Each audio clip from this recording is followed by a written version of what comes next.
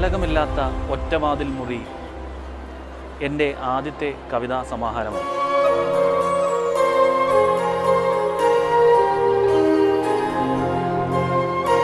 ബ്ലോഗുകളിലും Facebook പേജിലും എഴുതി ചേർത്തിട്ടുള്ള കവിതകൾ തന്നെയാണ് മിക്കതും ഈ പുസ്തകത്തിലുള്ളത്. ഒരു മനുഷ്യൻ്റെ അവൻ്റെ ജീവിതത്തിൽ കടന്നുപോയേക്കാവുന്ന പല ഘട്ടങ്ങളുണ്ട്.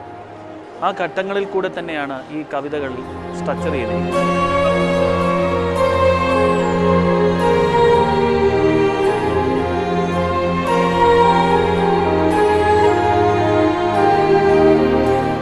ഒരു മനുഷ്യൻ്റെ ജീവിതത്തിൽ പ്രണയം ഉണ്ടാകും. പ്രണയം ഉണ്ടായിക്കഴിഞ്ഞ് കഴിഞ്ഞാൽ സ്വാഭാവികമായും ആ പ്രണയത്തിൽ വിരഹമുണ്ടാകാനുള്ള സാധ്യതയുണ്ട്.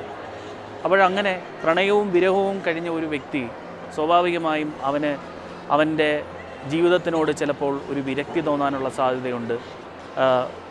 അവൻ ഇനി ഈ ലോകത്തോട് തന്നെ അല്ലെങ്കിൽ അവനവനോട് തന്നെ ഒരു കലാപം തോന്നാനുള്ള സാധ്യതയുണ്ട്. ആ കലാപത്തിൻ്റെ ഒടുവിൽ നമ്മളെ കാത്തിരിക്കുന്നത് മരണമായിരിക്കാം.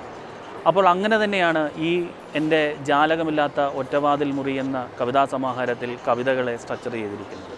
പ്രണയം, വിരഹം, കലാപം, മരണം. പിന്നെ പലപ്പോഴായിട്ട് നമുക്ക് ഇതിലൊന്നും തന്നെ പെടാത്തതായിട്ടുള്ള ചില ചിന്തകളിൽ കൂടെ മനുഷ്യൻ്റെ ചിന്തകൾ പോകും. ആ ചിന്തകളെ കൂടി കണക്കാക്കിക്കൊണ്ടാണ് ഇതിലൊന്നും പെടാത്തതായിട്ടുള്ള കുറച്ച് കവിതകൾ കൂടെ ഉൾപ്പെടുത്തിയിരിക്കുന്നത്. അതുപോലെ തന്നെ 4-5 വരികളിൽ വരുന്ന ചെറിയ ചെറിയ കവിതകളും ഈ കവിതാ സമാഹാരത്തിൻ്റെ ഭാഗമായിട്ടുണ്ട്. ഒരു മനുഷ്യൻ്റെ ജീവിതത്തിലൂടെ തന്നെ ആണ് ഈ കവിതകൾ സഞ്ചരിക്കുന്നത് എന്ന് തന്നെ പറയാം.